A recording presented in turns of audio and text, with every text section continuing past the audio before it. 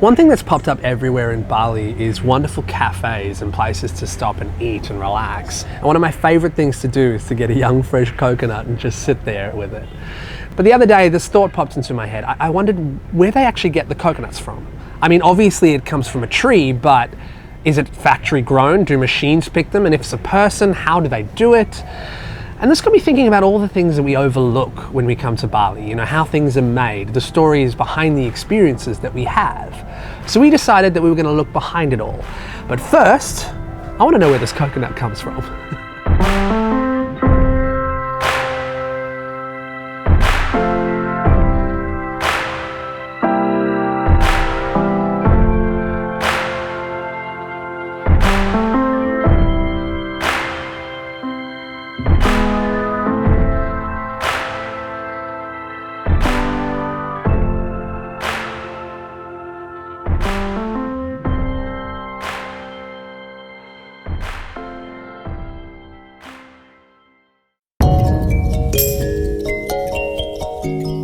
On a tropical island like Bali, coconut trees are everywhere.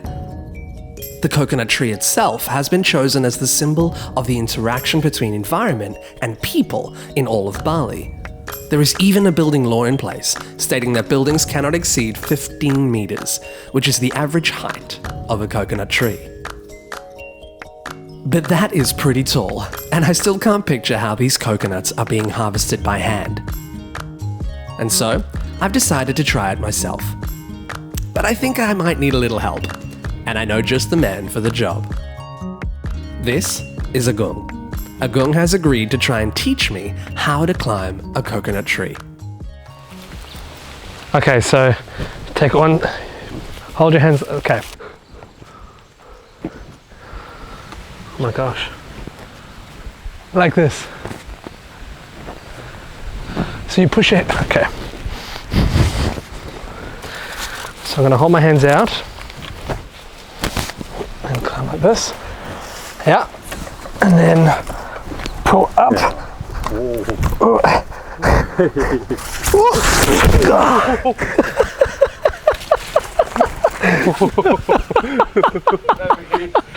Maybe no. It's a good thing I didn't try on the big one. Okay. After giving it a few tries and being no closer to the coconuts, it's time to let Agung show me how it's done. It is incredible to see him climb. No ropes, no harness, no safety regulations. Just Agung with his power and balance. It's hard to believe that outside of coconut plantations, this is the main and most efficient way of coconut harvesting. Now, coconut climbing is a trade in Bali, just like any other, and provides Agung and his family enough to survive. But the sweetest part of all of this? Very fresh coconuts.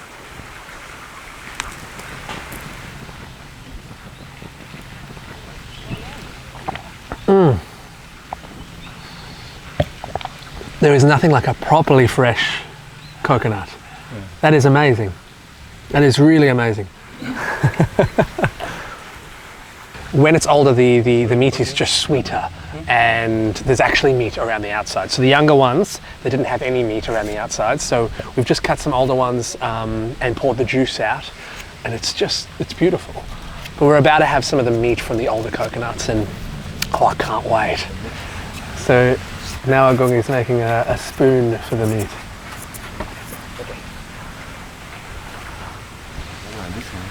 Proper meat like this? Yeah. It's like a coconut sandwich. It's just great to cut out the middleman and just get straight to the coconut. Unfortunately, Agung's favourite food is not coconut. It's rice. The coconuts he harvested today, as well as the trunk and the leaves of the tree, will be used as food, building materials, medicine, toys. Some will be fermented to make alcohol. And finally, as it's believed to be the symbol of life and fertility in Bali, it plays a huge part in Balinese festivals and traditions. Seeing Agung in action was really amazing, and it highlighted the fact that there is so much more to the everyday aspects of Balinese life that a traveller just doesn't see. And perhaps there's more to this than I considered. I've noticed this little thing on your dashboard. So this little statue is representative of Dewi Sri. Dewi Sri. Dewi Sri is the goddess of rice. The goddess of rice. The goddess of rice. So you have a whole goddess just for rice. Yeah. So I guess that shows how important rice is for the Balinese people. Important, yeah. Rice is symbolized of prosperity because rice need enough sun and enough water. Yeah. So that is the most, So we have the goddess of rice that is symbolized of abundance and prosperity.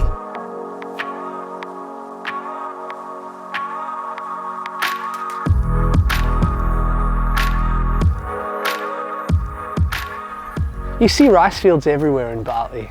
And if you look at what the Balinese eat for breakfast, lunch and dinner, there's always rice on the plate. So I guess it makes sense that there'd be so many fields. But what I've always been curious about is how does the rice go from stems like this to going to the plate?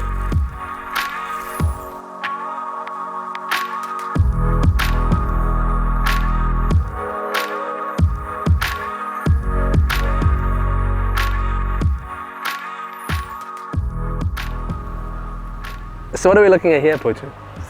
This is the seedling process. They seed the rice. You see the rice in there. They grow, and then after that, it's I think around 1 week. So this is 1 week only? 1 week, 1 week only. So after the rice is grown for about a week in a little seed pod like we just saw with Putu, they take little sections of them and plant them 20 to 30 centimeters out on huge water fields like this. And then within a couple of months, the rice grows right up and it's ready to harvest. It's a wonderful process. It's relatively simple and it's the life of Balinese people.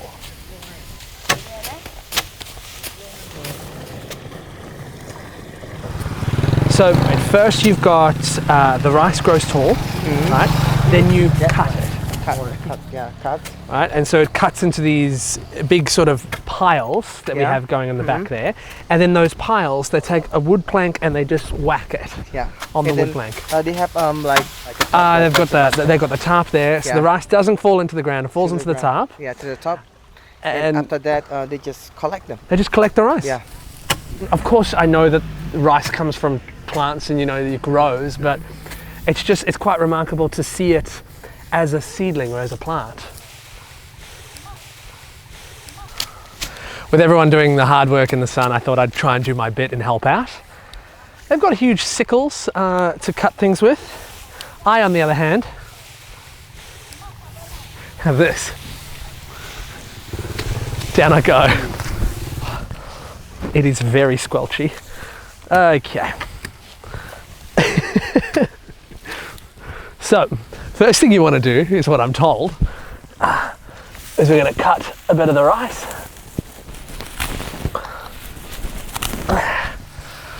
Like this. Normally they do bigger bunches, but I've only got this guy. And we add it to the pile here. All right, I'm doing my bit.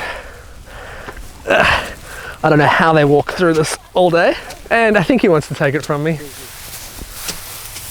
Because I might not have been doing a good job. I'm going to try and do the next process, which is helping out with the whacking. That one looks the most fun.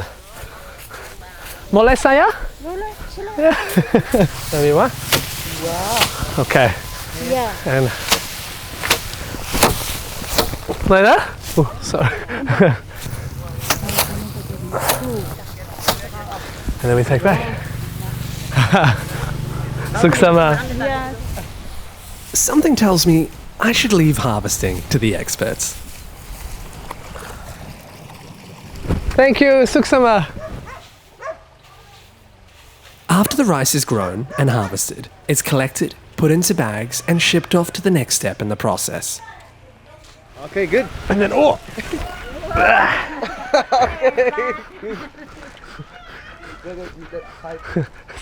It is pretty heavy. And it's the rice.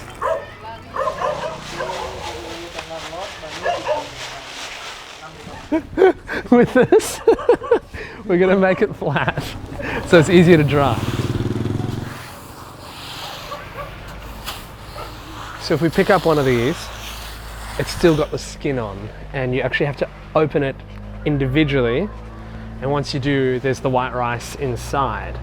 Now, Putu, this process, it can't be done by hand, can it? No, we didn't do it by hand one by one like that. So usually they have a machine, rice machine, and then they will, or we can drown, like drown it. Yeah, so the skin will off like that. Will come off. Come off. The rice like this, yeah. Is this for their family, or is it for own use, or do they sell this? So this is for only for enough for family. So when we need the rice, we go to the rice machine, because every village usually we have one. You can pay with the rice, and then you can pay with the money. So it depends. Usually pay with the rice might be around 25%. So they will take your rice, and then you can pay with the money. That's great. You can pay with rice if you don't have enough money. The process of the to dry the rice like this, if the sun is very good, it's take around 5 days. 5 days. 5 days. So this will sit out here for 5 days. We will take it when in the night. So we will usually this one start from 10 until 4 o'clock, and then when the sun is when the sun goes down, so you pack it all back up, and then the next day we will. It's really amazing how one crop has sustained an island and arguably a whole region of the world for generations. And seeing the dedication and reverence they have for this crop is really eye-opening. I'll definitely appreciate my next plate of rice that little bit more.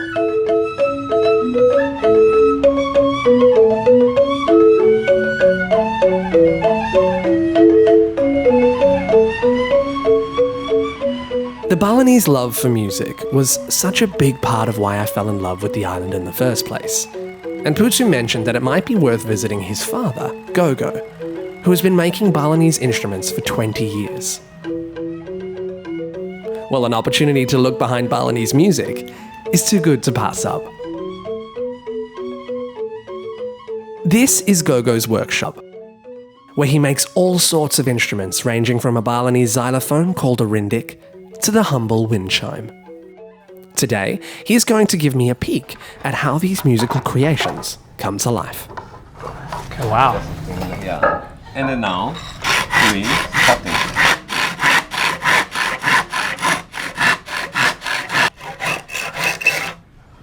Okay, wow. Like this, maybe this. Yeah.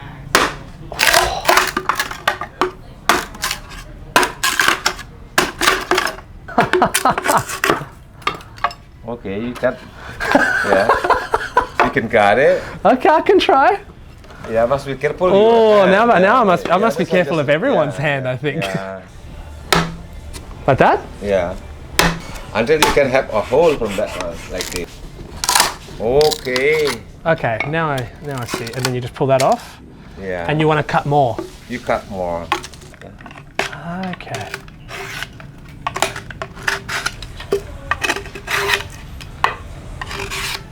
You're just so quick at it.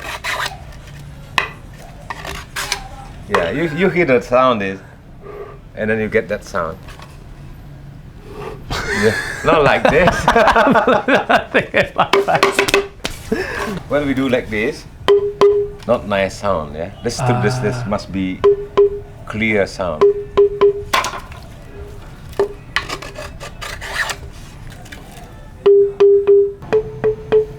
Yeah, it must be higher, and then I cut little here.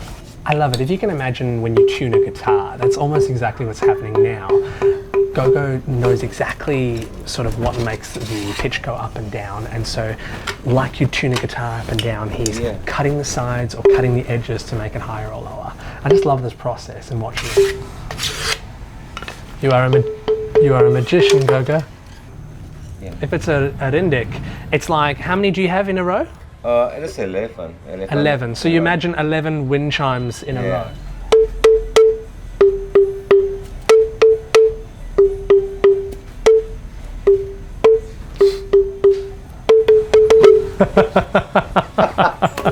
This has been a wonderful lesson. Yeah. You are a craftsman and a wonderful maker, and Yeah. it's a pleasure doing this with you. Thank you. Yeah. Okay. Thank you. There is something about discovering what goes into putting a plate of rice on a table, cracking open a fresh coconut, or crafting a traditional instrument that has given me a better understanding of what is valued here. And through that, maybe a peek at what the heart of Bali is really all about. But with Bali growing in popularity year after year, it's also made me think about what it would take to preserve these things.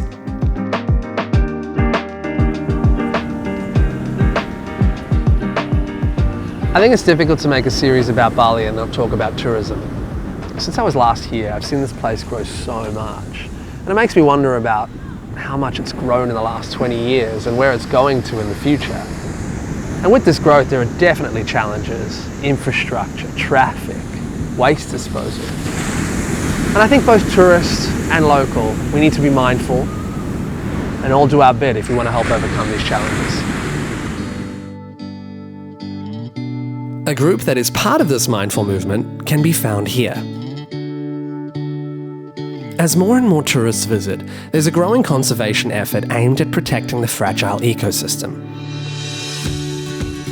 So today, I'm at the Sabah Asri Sea Turtle Conservation Centre with Made, who's going to show me a little bit of what they do here.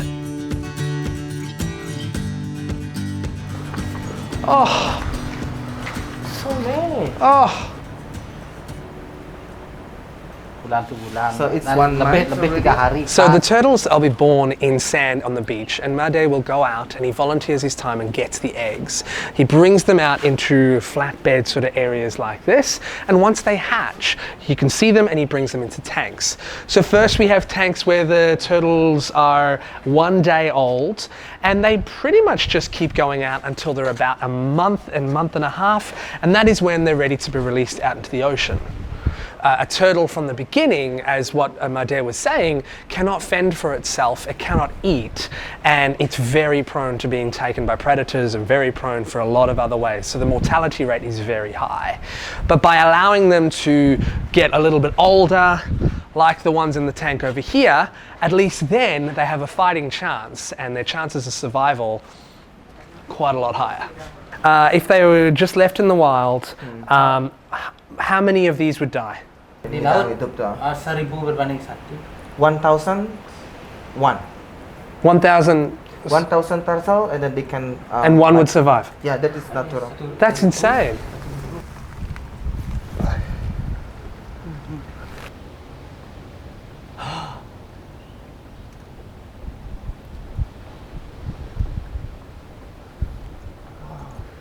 Oh, so many.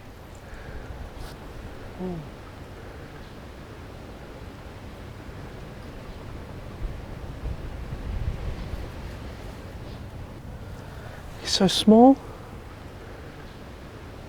So when they're just born like this, they're so helpless. They don't move, and it feels sort of counterintuitive to take them and nurse them to growth, because it's not, you know, the natural way. But in a way, we're kind of killing so many animals, and we're contributing a lot to the extinction of a lot of animals, that a place like this that helps them and helps the mortality rate and takes it in the opposite direction, I think that's very good.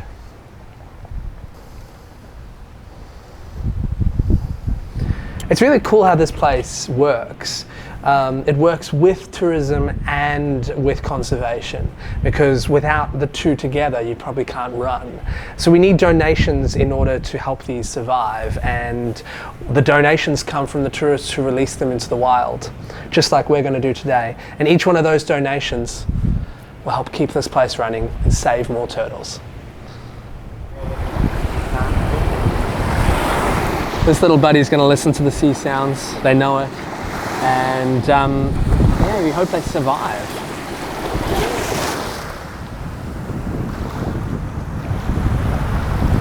There he goes. It's pretty cool. You almost feel like a proud parent. See a turtle swim for the first time in the ocean. I wish you a good life. Hope you live to a ripe old age.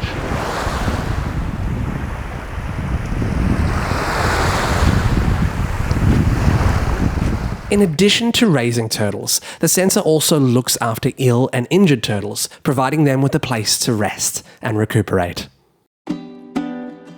Seeing the work that Made and his team are doing really shows how Bali can continue to thrive for years to come if tourism, conservation, and local knowledge come together. Now, I can't explore the heart of Bali without exploring the spiritual heart of Bali, the 6 key temples. These temples are placed in specific spots in Bali and form the spiritual pillars of the island. Tonight, I'll be visiting one of these temples, Uluwatu Temple.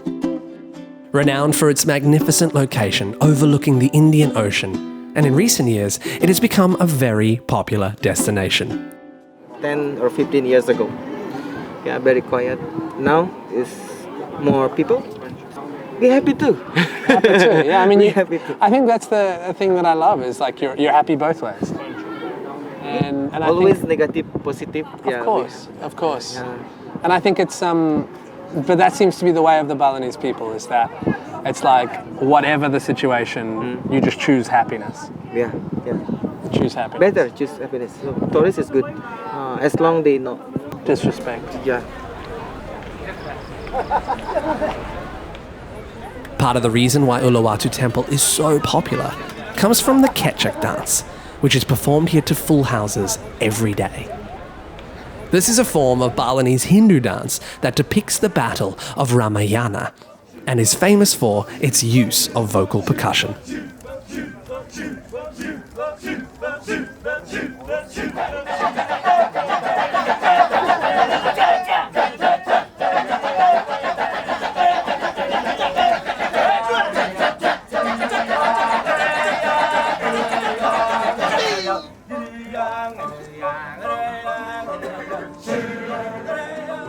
I've had such a great time indulging my curiosity and following these threads in Balinese life that perhaps we don't think about when we visit.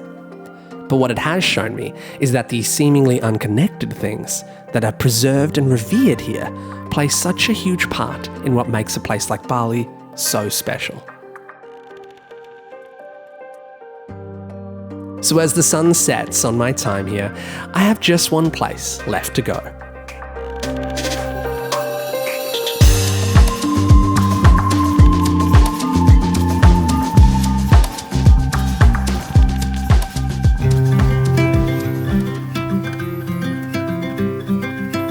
Amongst the spiritual pillars of Bali, Basaki Temple is known as the Mother Temple, in part due to its location on the sacred land of Mount Agung. As the tallest peak in Bali, it stands at just over 3,000 meters and is the perfect place to end my journey.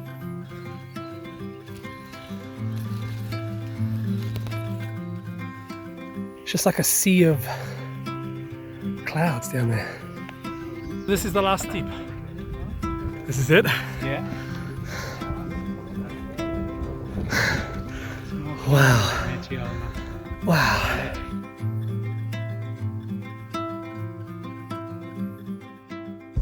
I came to Bali hoping that I might discover more about this island and the Balinese culture. Through the beautiful people that I've met and their generosity, I've definitely learned that it isn't just one thing that makes this place special.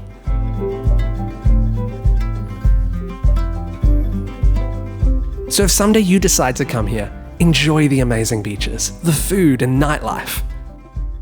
But I'd also recommend taking a little time and discovering what's behind it all. Discovering the heart of Bali.